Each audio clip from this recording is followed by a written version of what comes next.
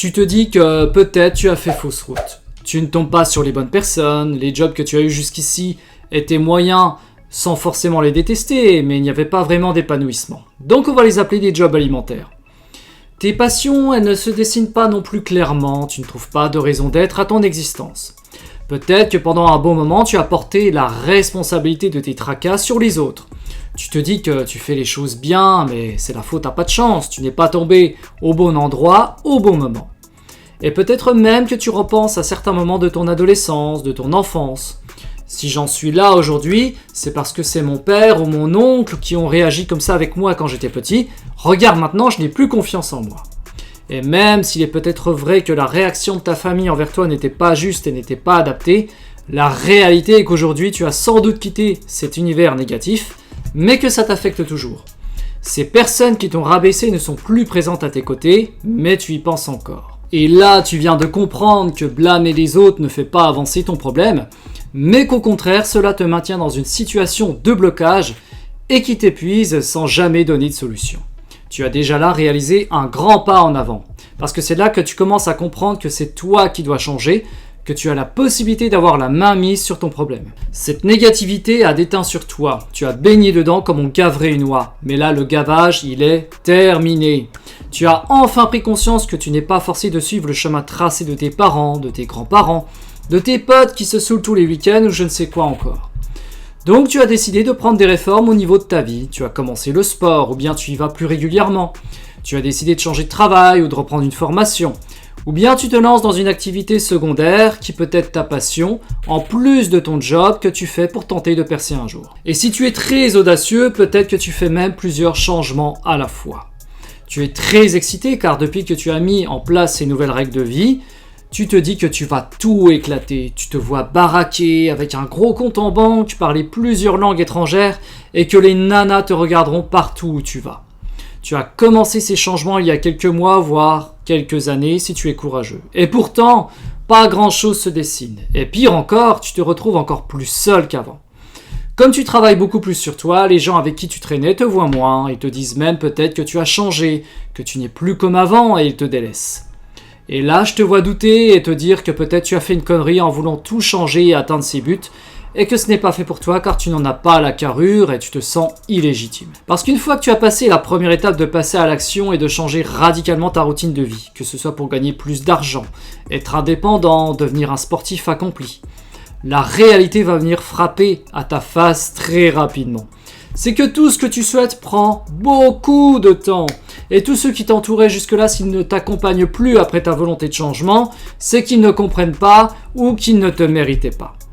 Si tu te sens la majorité du temps seul à bosser sur toi, à te dire que tu ne profites pas, que les résultats ne viennent pas, eh bien je vais te donner une image qui te fera reprendre confiance en toi et une image dont tu as tant besoin pour avancer. On va imaginer que tu es entouré de tes proches au départ. Je veux que tu visualises un grand pont en bois suspendu dans le vide, tu sais comme dans le film d'Indiana Jones et le temple maudit si tu l'as déjà vu, avec les crocodiles qui attendent en contrebas dans l'eau. Tout le monde dit vouloir changer au début, ta famille, tes amis, ils sont prêts à t'accompagner. Du moins, c'est ce qu'ils disent. Vous commencez donc tous à prendre le pont ensemble. Et puis rapidement, le pont il paraît instable. Et là, la plupart ils commencent à douter de leur décision. Ils n'ont à peine fait que quelques mètres que rapidement ils décident de refaire marche arrière car ils ne veulent pas finir comme amuse-gueule dans la gueule des crocodiles. Mais toi, tu te décides de continuer. Et là, il reste peut-être encore un ou deux amis avec toi. Mais les lattes de bois sous vos pieds commencent sérieusement à se détériorer. Et là, les deux amis, encore un peu courageux qui restaient avec toi, se précipitent à l'abri avec le reste de ceux que tu connais derrière toi.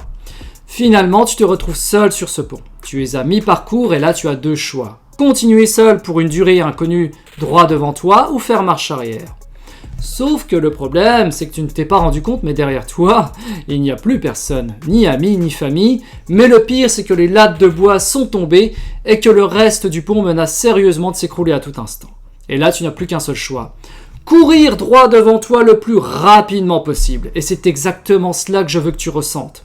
Quand tu te lances dans un processus de changement profond, il n'y a plus de marche arrière. Sinon, tu vas te sentir très mal. Tu es en phase de transition, tu es dans une grande période de solitude. Et cette période, elle est absolument normale et nécessaire à ta transformation. On ne peut pas changer avec la même routine de vie et les mêmes connaissances qui t'ont amené justement au point où tu en es aujourd'hui. C'est impossible. Certains vont essayer de te dissuader car tu les laisses dans leur médiocrité. Et le pire, c'est que tu risques même d'être critiqué, ou pire encore, provoquer une réelle indifférence. Mais tiens bon, tu es à l'étape d'entre-deux. Tu as quitté ton néfaste pour te diriger vers ton Graal. Et c'est l'étape la plus longue et la plus difficile. C'est normal de douter. Sur ce que l'on souhaite entreprendre, on se dirige vers une grande inconnue. Et on aime bien se savoir en sécurité, savoir ce quoi demain sera fait. Mais les plus grands changements ont lieu dans les incertitudes et les plus grandes prises de risques. Pourquoi est-ce que l'on parle de top 10 ou de top 1% à ton avis? Parce que c'est super difficile d'y parvenir. Tout le monde ne va pas traverser ce fameux pont de bois qui menace de s'écrouler. Mais réfléchis. Tu te vois retourner à ta vie d'avant, compter ce que tu dépenses, tomber sur des nanas bof qui s'en fichent royalement, travailler pour quelqu'un qui n'en a rien à faire et qui ne viendra même pas te voir sur ton lit de mort. C'est une vision dont tu devrais avoir horreur. Et je vais te dire quelque chose, ce n'est pas parce qu'on te critique, ou pire, qu'on ne dit rien, ou qu'on t'abandonne, qu'on ne t'admire pas, ou qu'on ne te respecte pas. Si tu maintiens les autres sous silence, c'est qu'ils sont justement en période d'observation. Ils se disent « Ah mince, je le voyais pas comme ça celui-là, qu'est-ce qu'il va nous faire ?» Et c'est justement là le moment de tous les éclater. Montre ce que tu as dans le ventre, mais tu dois scorer plusieurs fois au but avant d'entendre le public t'acclamer. Tu vas devoir jouer les prolongations, car à chaque fois que tu vas mettre un but, ton adversaire il va revenir au score. C'est ça la vie, on va te tester sans arrêt. On ne t'en voudra pas de ne pas avoir eu le succès que tu cherchais, mais de faire marche arrière. Le premier truc à virer, ce sont tes schémas de pensée.